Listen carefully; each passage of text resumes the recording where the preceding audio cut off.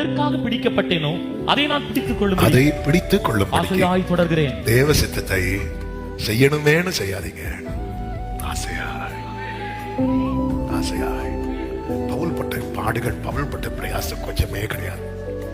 அவர் மாதிரி கஷ்டப்பட்ட எல்லா அப்போஸ்தலர்களுமே கஷ்டப்பட்டு மரித்தார்கள். ஆனா பவுல மாதிரி கஷ்டப்பட்டு இருப்பாங்களான்னு கேட்டா கண்டிப்பா இல்லை.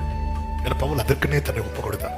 அதாவது கிறிஸ்து சிலுவையில அவருக்கு ஏதாவது பாடுகள் மிஸ் ஆச்சுன்னா அதை நான் வாங்கிக்கிறேன்னு சொல்லி அர்ப்பணித்தவர் தான் பவுல்.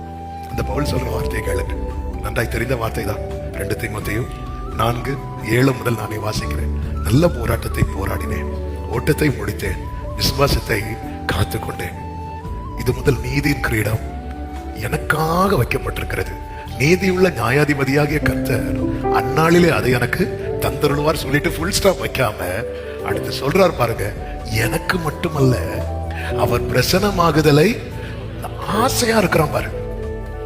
அதாவது பவுல் பட்ட பாடுகளங்க, நாம எங்க பவுல் எப்படி அதனாலதான் சொன்னேன், நம்ம எல்லாம் கடைசியில எங்கதான் கொண்டு வந்து விடுவார் தெரியுமா?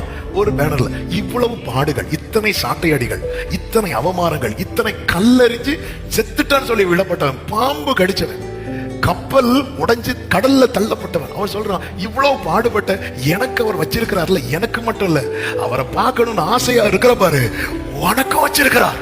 ஓ, அதான் அவருடைய பிரசன்னமாகுதலை பவுல் எப்படி எழுதியிருக்கணும் தெரியுமா? நான் இப்படி போராடி இப்படி கஷ்டப்பட்டேன், என்ன மாதிரி கஷ்டப்படுகிற ஒவ்வொருவருக்கும் அப்படி இல்ல, இதை பரலோக பாரு, அவரை பார்க்கணும்னு இந்த பூமியில ஒருத்தன் துடிச்சிட்டு இருக்கிறான் பாரு. நான் கல்லடிப்பட்டு துடிக்கிறேன், எனக்கு மட்டும் இல்லப்பா, நீ அவரை பார்க்கணும் தானே ஆசையா இருக்கிற, அவர்கிட்ட போகணும் தானே நீ அந்த ட்ராக்ல நிக்கிற. இவ்வளவு கஷ்டப்பட்ட எனக்கு வச்சிருக்கிறது போல அவர் மேல ஆசையா இருக்கிற, அவர் மேல ஆசையா இருக்கிற உனக்கு வச்சிருக்கிறார்.